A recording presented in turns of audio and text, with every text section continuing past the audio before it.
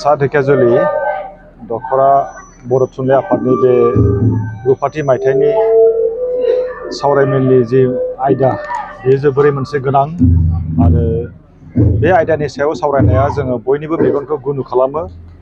जोंनि बिमा बिफा दिथागिरि फोरोंगिरि गासिबो सांग्रां जानांगौ, फरायसाफ्राथ' सांग्रां जाखानांगौ आरो सावरायनायनि आयदायानो जाहैबाय आथिखाल थासारि आरो लाइमोनफोर।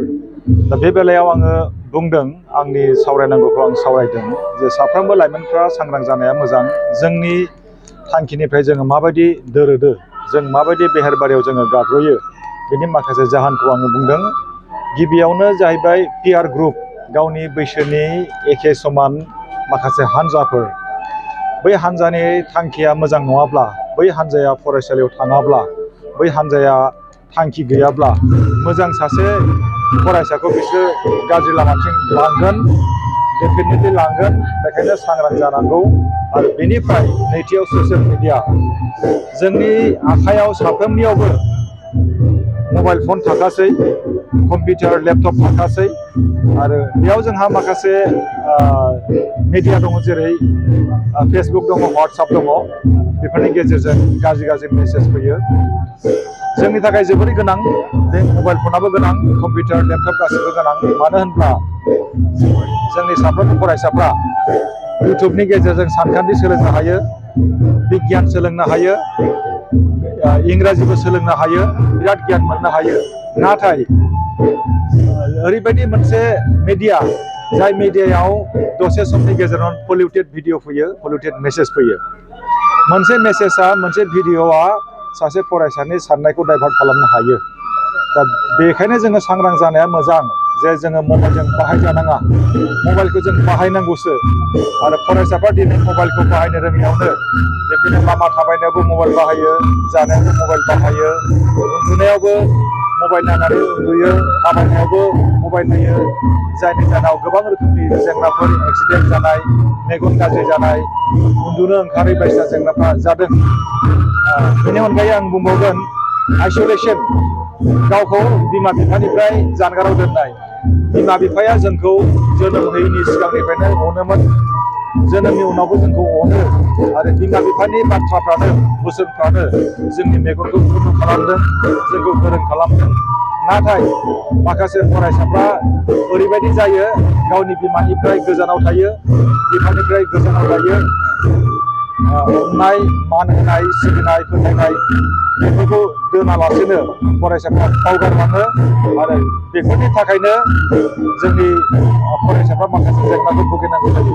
मानो होनब्ला फरायसा समा मोनसे गोरलै सम, बे समाव बारा बुजिया।